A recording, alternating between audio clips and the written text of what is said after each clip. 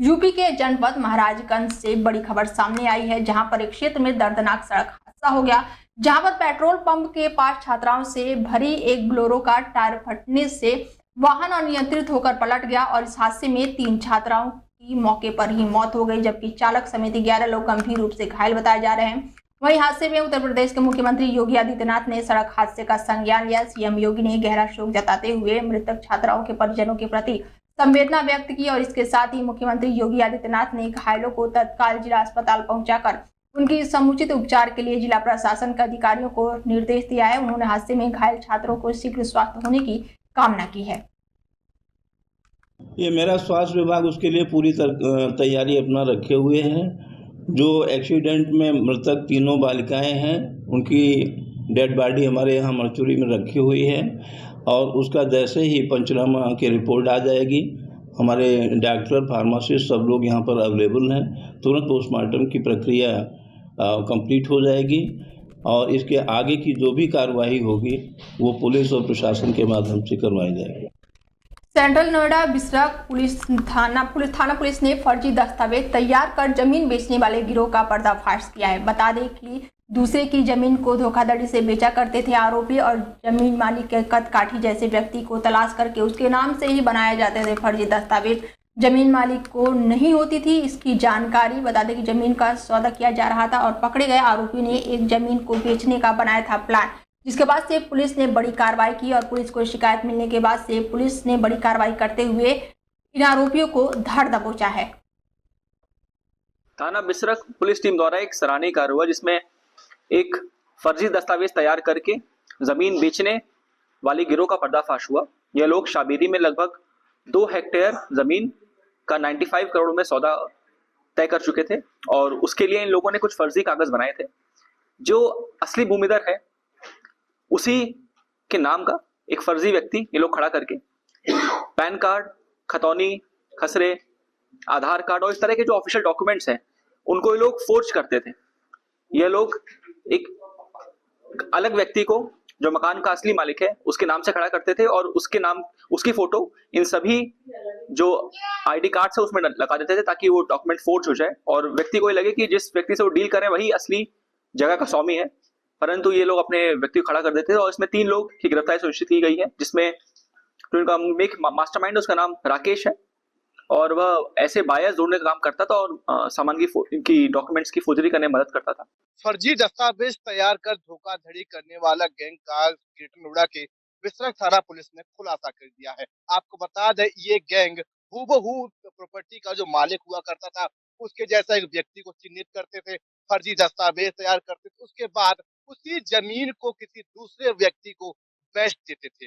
बिसरख थाना पुलिस ने एक ऐसे गैंग का खुलासा किया जिसमें 3 आरोपी गिरफ्तार किए हैं जो एक योजना बना रहे थे एक प्रॉपर्टी को बेचने की, जिसकी कीमत लगभग 95 करोड़ है। सोचिए कि दिल्ली एनसीआर की बात की जाए, नोएडा, ग्रेटर नोएडा की बात की जाए तो फर्जीवाड़ा किस तरह से हो रहा है। तो बिसरख थाना पुलिस ने फर्जीवाड़ा होने से पहले ही उस गिरोह का पर्दाफाश करते हुए आरोपियों को गिरफ्तार किया। उनके कब्जे से तमाम ऐसे फर्जी दस्तावेज बरामद हुए हैं जो किसी और व्यक्ति के होते थे या कि उस व्यक्ति से कोई ताल्लुकात नहीं रहता था, उस व्यक्ति की जमीन को बेच देते थे। तो ऐसे में इन लोगों को इन्होंने अब तक किन घटनाओं को अंजाम दिया है वो छानबीन पुलिस द्वारा की जा रही है। 24 कुमार, ग्रेटर नोएडा। विद्युत निजीकरण के खिलाफ अवर अभियंताओं के विरोध करना भारी पड़ गया है। बता दें कि अवर अभियंताओं की आवाज दबाने के अवर अभियंताओं के जनपद सचिव का स्थानांतरण किया गया।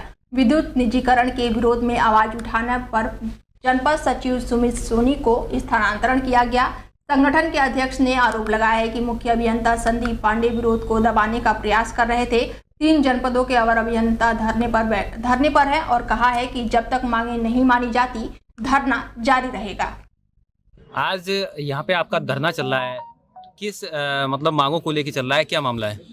ये एक्चुअली हमारी प्रमुख मांग है। हमारे जनपद सचिव सुमित कुमार सोनी जी का इन्होंने स्थानांतरण कर दिया है यहाँ से हाथरस के लिए, जबकि जो ट्रांसफ़र पॉलिसी है उसमें स्पष्ट है कि जो पदाधिकारी हैं सेवा संघों के, उनके पद ग्रहण करने से 2 साल तक स्थानांतरण नहीं किया जाएगा। जो कर दिया है उसको लेके हम लोग यहाँ इकट्ठे हुए हैं और उसी को लेके हम लोग ये प्रोग्राम चल रहा है। अभी तक कोई अधिकारी यहाँ पे आया? हाँ, वार्ता हुई है, चीफ साहब से वार्ता हुई है हमारी अभी, लेकिन अभी बात बनी नहीं है हमारी, अभी चल रहा है प्रोग्राम, अब देखते हैं आगे क्या है। आज आपका धरना चल रहा है, किस मामले को लेकर चल रहा है, क्या जानकारी है?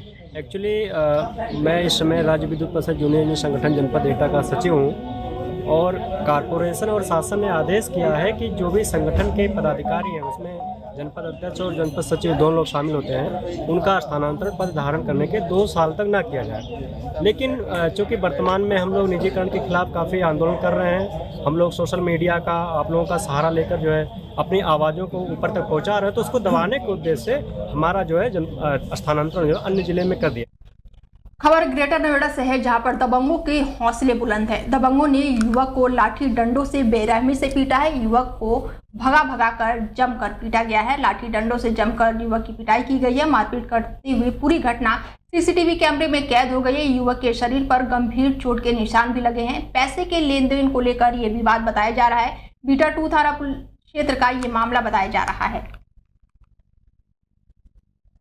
खबर झांसी के चिरगांव थाना क्षेत्र के पहाड़ी चुंगी से है, जहां पर ऑटो चालकों ने चालान करने और साथ ही नगरपालिका के ठेकेदार द्वारा मनमाना शुल्क वसूलने का विरोध किया है। वहीं जाम की सूचना पर पहुंची पुलिस ने ऑटो चालकों से बात की और इस दौरान थाना प्रभारी ने कहा कि ऑटो चालकों की गाड़ी पार्क करने के लिए स्टैंड आवंटित किया गया है, लेकिन बीच सड़क पर ऑटो पार्क करने की वजह से जाम की स्थिति बन जाती है। शहर को जाम से मुक्त कराने के लिए पुलिस द्वारा कई बार अपील भी की गई है। वहीं नगरपालिका के ठेकेदार द्वारा अवैध रूप से मनमाना शुल्क वसूलने पर भी ऑटो चालकों ने आपत्ति जताई है।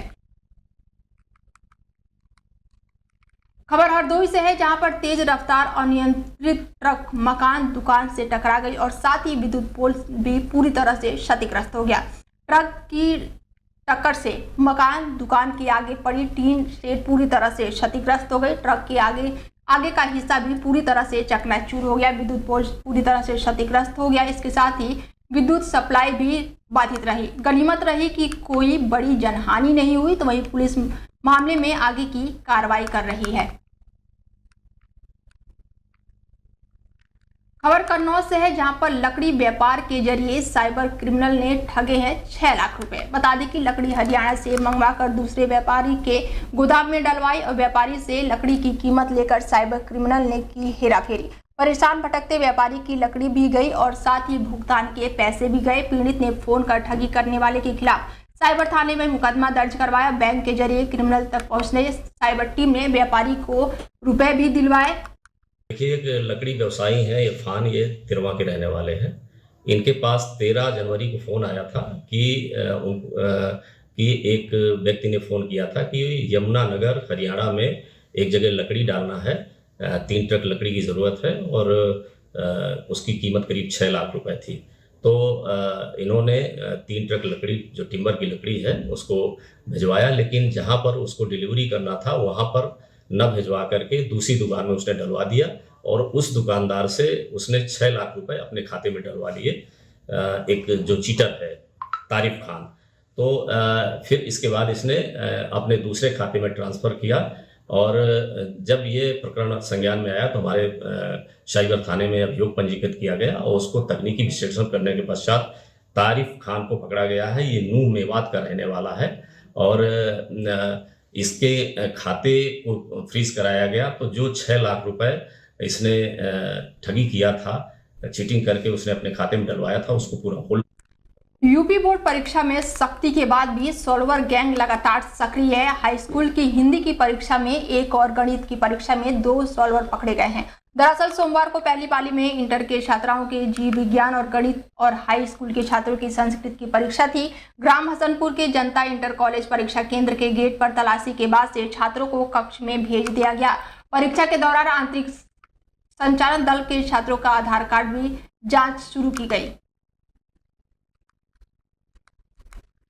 खबर कानपुर देहात से है, जहां पर दबंगों ने मजदूर को बेरहमी से पीटा है। बता दें कि शराब न पिलाने पर मजदूर पर दबंगों का कहर टूट पड़ा। दबंगों ने मारपीट कर मोबाइल, साइकिल भी छीन लिया और रुपए भी छीन लिए। इसके बाद से पीड़ित मदद की आस में थाने पहुंचा। पुलिस ने अपने मन मुताबिक तहरीर लिखवाकर मामला दर्ज करवाया। इसके साथ ही गाली गलौज और मारपीट की धारा में मुकदमा दर्ज कराया गया है। क्या नाम है, कहाँ रहते हो, क्या समस्या, क्या हो गया है? चार लोगों ने हमको मिलकर मारा पीटा और शराब के नशे में उन लोगों ने छेड़छाड़ी की। मैंने मना किया, मैंने हाथ भी जोड़े, नहीं माने।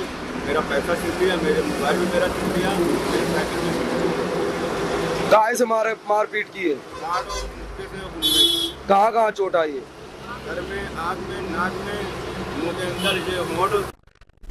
हरदोई के सांडिल नगर के बीचों बीच आबादी वाले इलाके में भीषण आग लग गई। बता दें कि भीषण आग लगने से लोगों में हलचल मच गई। अज्ञात कारणों से ये आग लगी हुई है। मौके पर स्थानीय पुलिस भी पहुंची है। दमकल कर्मी काफी देर तक मशक्कत करते रहे, जिसके बाद से किसी तरह आग पर काबू पाया गया। आसपास के घरों में आग लगने का खतरा लगातार बढ़ गया। इसके साथ ही खाली मैदानों की झाड़ियों में भी भीषण आग लग गई। आग लगने का कारण अज्ञात बताया जा रहा है। इसके साथ ही घटना कोतवाली सैंडल क्षेत्र के मीराबाई विद्यालय के निकट की बताई जा रही है। मौके पर थाना अध्यक्ष विजय कुमार भी पहुंचे, जिसके बाद से कड़ी मशक्कत के बाद किसी तरह आग पर काबू पाया गया। हरदोई की विधानसभा गोपामऊ क्षेत्र में सपा कार्यकर्ताओं ने पीडीए कौमी एकता साइकिल यात्रा का आयोजन किया। बता दें कि जिला उपाध्यक्ष अजय सिंह पाल ने हरी झंडी दिखाकर यात्रा को रवाना किया।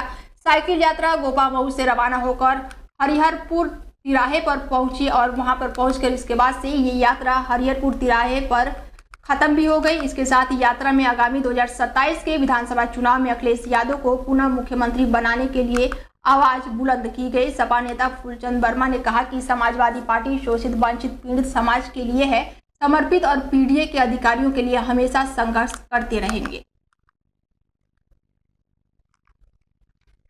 खबर ग्रेटर नोएडा से, जहां पर हादसे में साइकिल सवार कंटेनर के बीच दब गया। बता दें कि एक चाय का स्टॉल भी आया। कैंटर के चपेट में आनन फानन में स्थानीय लोगों ने कैंटर के नीचे से दबे युवक को बाहर निकाला।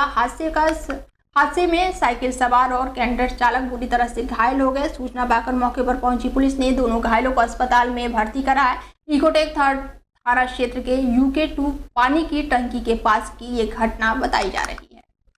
क्या घटना हुई थी अभी? ये ऐसे इधर से गाड़ी आई और एकदम गिरती गाड़ी एकदम पलटा खा गई। अच्छा, व्यक्ति उधर से आ रहा था। हाँ। और ये गाड़ी इधर से तो अब कैसी पोजीशन है जो दबा था? अब वो जैसे कुछ आदमियों ने मदद करके उसको बाहर निकाला। ज़्यादा परेशानी है, अब बाल बच गया, भगवान ने बचा दिया उसको। क्या नाम है आपका? नरेंद्र। नरेंद्र जी, क्या घटना हुई है? ये तेजी पे गाड़ी ही, इसमें बैलेंस नहीं बन पाया। अच्छा। इसी उसमें बैलेंस खो बैठा, पलट गई। तो कै लोग चपेट में आए हैं इसमें एक ही आया साइकिल वाला ही। तो क्या पोजीशन है साइकिल वाले की? उसके चोट काफी है, उसे ले गए हॉस्पिटल। किसने निकाला था उसे नीचे? पब्लिक ने निकाला यहाँ से। तो कहाँ दबा था? नीचे, ये गाड़ी के नीचे ही। अब पुलिस आई है, पुलिस ले गई है? पुलिस वो लेके गए। अब चालक कहाँ है, कुछ पता है? है चालक पड़ा है।